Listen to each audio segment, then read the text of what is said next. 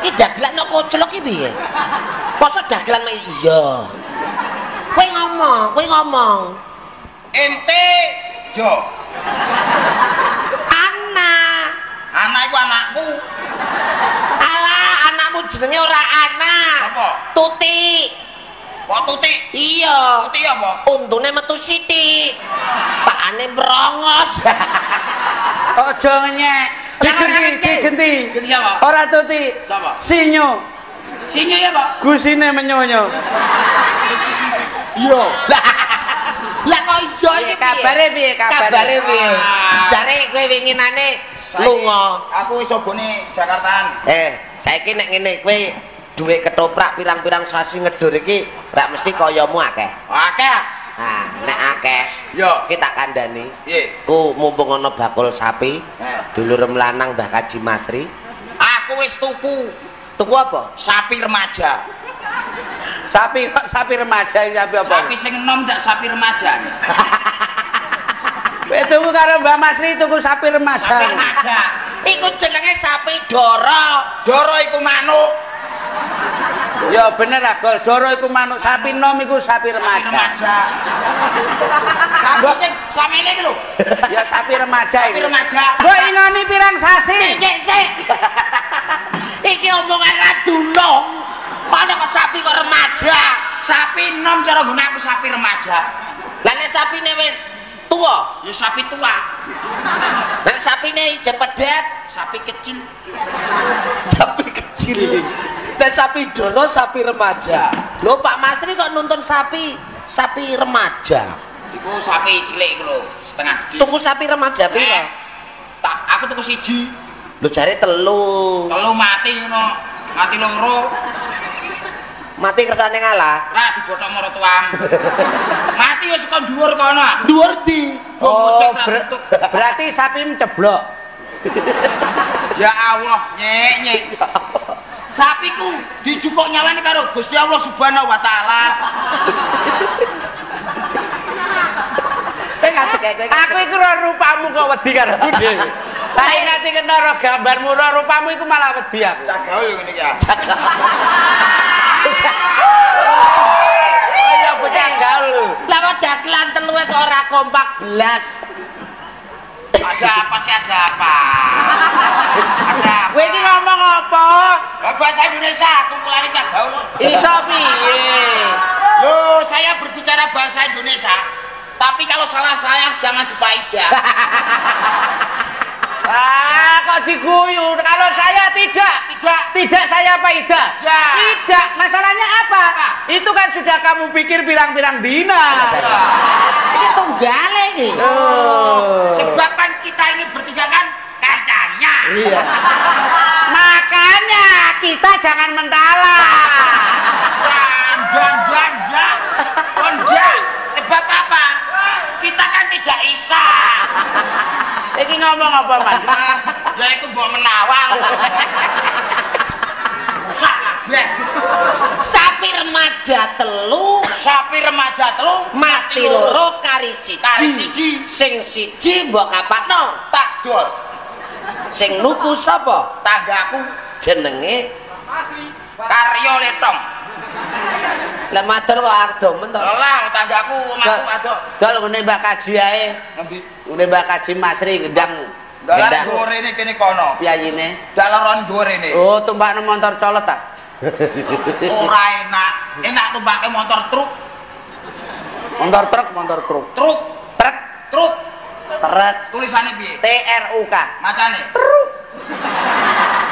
Dagelan senior dibales. Lah hanya ben lucu ora oleh. Bener ya. Goblokmu. Aku 14 lho karo kancane. Iya, karo kancane kok. Sing tok kowe karo aku dudang-dudinge ana apa? Lho, kowe mending ambil apa? Apa mata melilik? Lho, mata urip bareng aku melilik. Aja ngamungan, dungokno nek crita iki lho. Yo. Sapi mbok dol terus piye? Sapi dol duwike tak gowo ning kandang motor. Lho motor kok ana kandange. Tuku motor sing jejer-jejer yo. Dealer motor. Lah yo iler motor iku. Dealer. Yes, pokoknya ada motor iku ah. Ya. Dealer. Yo. Yo ngomong ya tak jotos iku. Jenenge apa? Yo itu mau dealer. Apa? Dealer. Tak gone dealer. Tak go cukup motor Surapit. Suprafit. Yo, Ojo. motor Honda lho, Suprafit. Surapit. Honda. Honda. Honda ya bahasa Indonesia, bahasa Jawa ya Honda.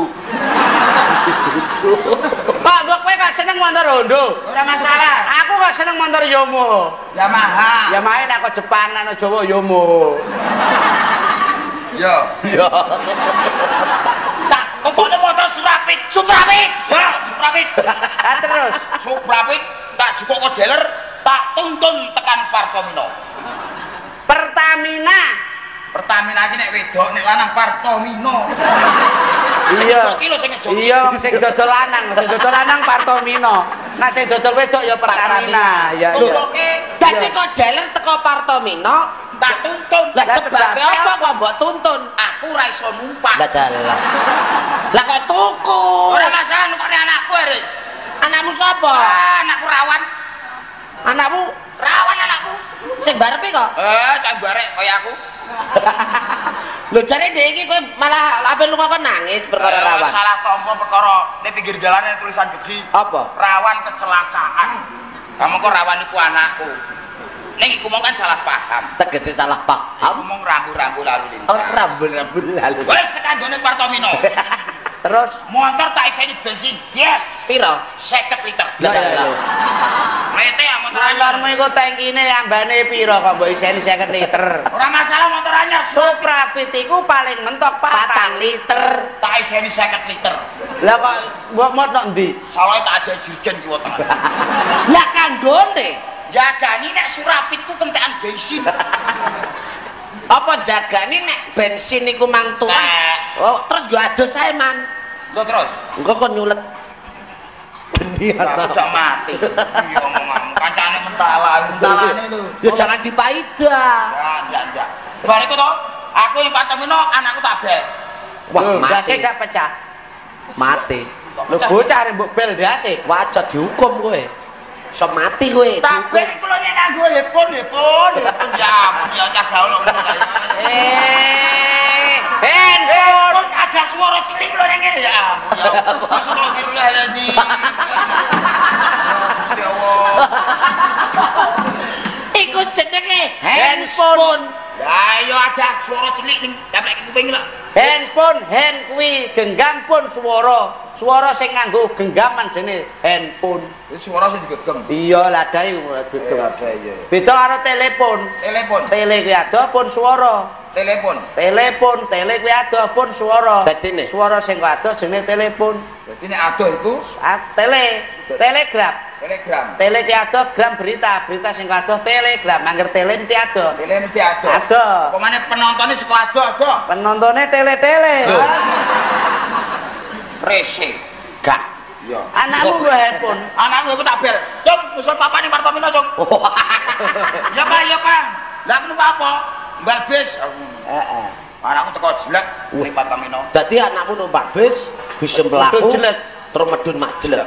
Anakmu mati, Man. Apa kok mati? Oh, bis buanter anakmu medun jelek mati anakmu. Ya Allah, omongane ra padha mahasiswane ya pancen Gusti. Astagfirullahaladzim. Alah. Astagfirullah terus. Lah kok kira nangkep pembicaraanku ora kenangkep blas. Ya jangan dipaida. Enggak. Bapak tidak isa ya. Iya. Barang aku teko jeglek. Anakmu nglerekno bis. Bis mandek medun Bis jelek. anakmu medun, Marani aku. bisa medun. Sing medun wabak diasem iku. Wah, anakku sing medun nak. Insyaallah, masyaallah. Astagfirullahaladzim. Aku omong karo iki angel kok. Motor kowe. Anakku medun jelek. Sama karo. Ana apa, Pak? Ayo, Bapak antar pulang, Cung. Saya ngomong ngono sapa? Anakku. Iya. Ayo, Pak. Motor starter. Wer. Melaku 350. Lah iya itu. Lho motor iku mbok lakone 350. Buanter. Wong speedometer paling-paling 120 kok mbok angkatno 350 iki piye? Tak tambahi dhewe. Tambahi meteran dhewe. Melaku yes. Tekan ngarep omah aku duduke.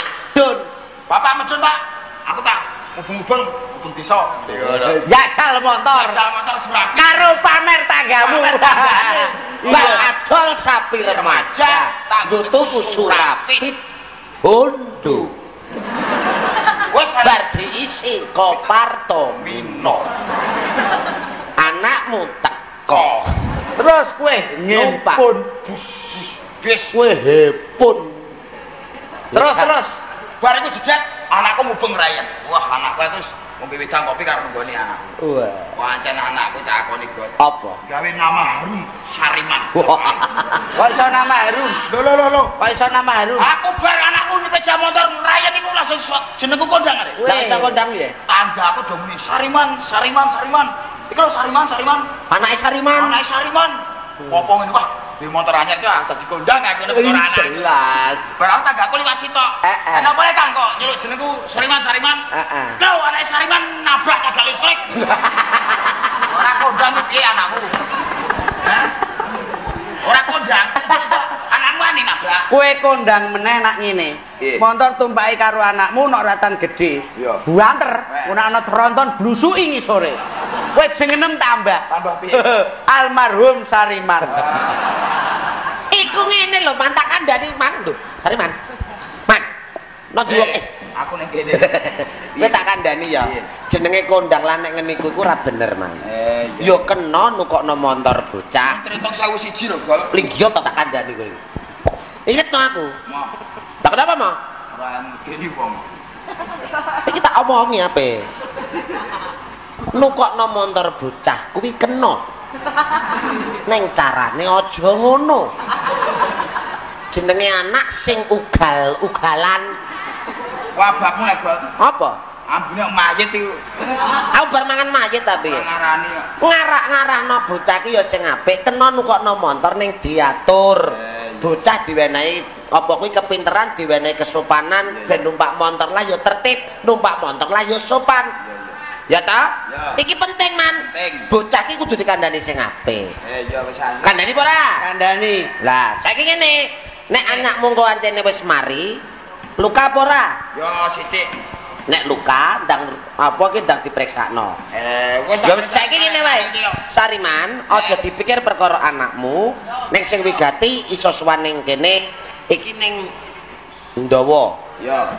Dalemipun Bapak Marsono. Marsono duwe gawe mbuga krama Kang Putra.